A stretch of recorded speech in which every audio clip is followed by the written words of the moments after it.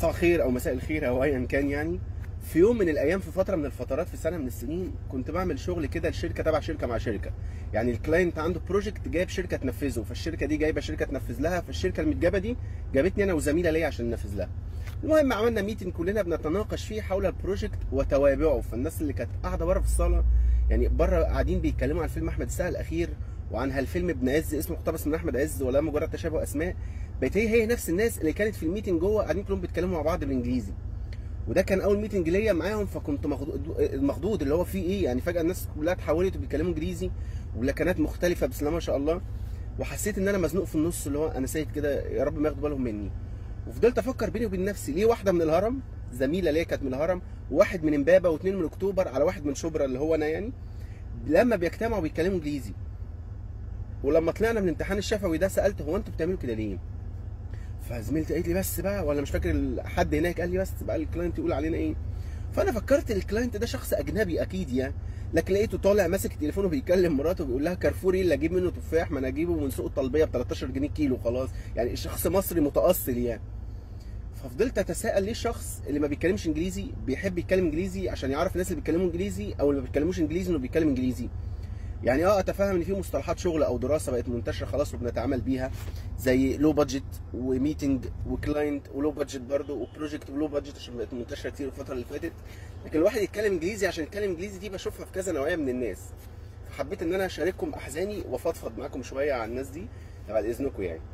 اول حد وهو الشخص الهاف ايجيبشن هاف امريكان بريتش استراليان كنديان يونيفرستي ان كايرو. ده واحد المفروض انه تعليمه كله انجليزي، يعني او عايش في بيئه كلها انجليزي، بيصحى انجليزي، ينام انجليزي، ياكل انجليزي، يشرب انجليزي. فخلاص جينات اللغه بقت في دمه، بقى شيء غصب عنه. فطبيعته بقى خلاص بقت انجليزيه يعني، فبقى بيرطل اللغه دي تلقائيه. لغتنا ومصطلحاتنا ما بقتش تناسبه. فده واحد لما بيتعصب يقول بلادي هيل فاكن شيت، انما فشخ بتاعتنا دي ما بقتش تناسبه خلاص. بس لما تيجي تدور كده تلاقي يعني ان ناس مصريين عاشوا حياتهم كلها بره زي عمر الشريف ودكتور مجدي يعقوب ودكتور فاروق الباز وغيرهم بيتكلموا ازاي في لقاءاتهم التلفزيونيه. هتحس ان كابتن امريكا صاحبك اللي قاعد بيتكلم انجليزي قدامك ده اكيد ما احتكش باللغه الانجليزيه دي زي فاروق الباز مثلا. يعني فاروق الباز ده كان بيطلع يتكلم في اي لقاء او مؤتمر، الراجل انا بحسه فلاح مصري اصيل، يعني حد كده من ريف مصر يعني، وما تاثرش نهائي. عمر الشريف الله يرحمه مثلا اكيد ما كانش محتاج يعوج بقه في جروبات البابز عشان يسالهم على السبلايز. اكيد كان بيسالهم هناخد سندوتشات ايه النهارده مثلا، يعني فرض طبعا عمر الشريف بيدي ابنه سندوتشات. يعني فعلا والله تخيل حد كده زي عمر الشريف، وده شخص عاش تقريبا 3/4 حياته في لندن، واغلب شغله كان ما بين الاعمال الانجليزيه والفرنسيه، والمصريه كانت اقلهم. ويطلع في اي لقاء بيتكلم بمصريه صحيحه 100%. وتلاقي واحده زي سلمى ابو ضيف بتطلع في اي برنامج تتكلم تقول لك I'm feeling so cool because I went to school in Liverpool، يعني فخلتني اتكلم انجليزي على طول. فيها سلمى انت طالعه في حلقه مع عمرو اديب في بنت الانتاج اللي على طريق الواحات بتاع اكتوبر، مش طالعه مع اوبرا وينفري. وحقيقي فعلا اغلب زمايلي في الشغل مذيعين الاخبار اللي مطلوب ان العربي بتاعهم يبقى سليم 100%، اغلبهم فعلا خريجي جامعات دوليه، فملهاش دعوه يعني جو اول انجلش اول ذا تايم ده ما بياكلش عيش يعني. تاني حد بقى اللي بيقول لك اصل انا شغلي او دراستي كلها انجليزي فغصب عني تاثرت. هو بيقول لك كده، هو ممكن يكون ساقط انجليزي اصلا.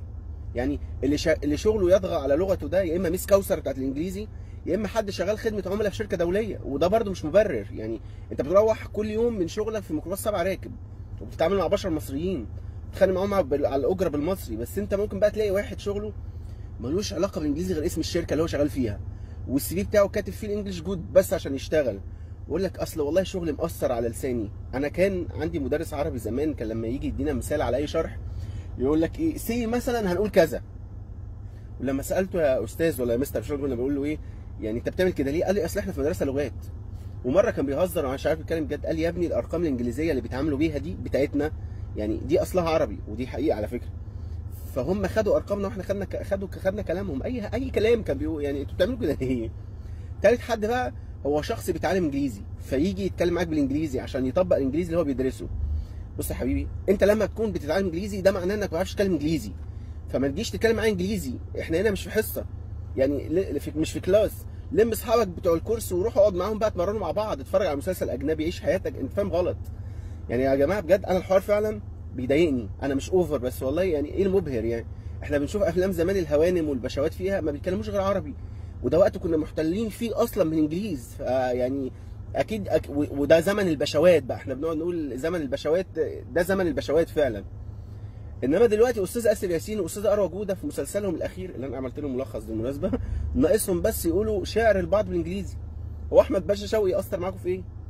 واحنا مش بنتكلم بقى في فكره اصاله اللغه والاعتزاز، احنا بنتساءل ليه الانسان يبقى في لغه مشتركه بينه وبين شخص، يعني لغه سهله وبسيطه بيفهموها، يعني بيفهموا بعض من خلالها بسهوله، ويروح الانسان ده يتكلم لغه ثانيه، فيبقى النتيجه بقى ان في مصطلحات ما بقتش تنفع غير بالانجليزي.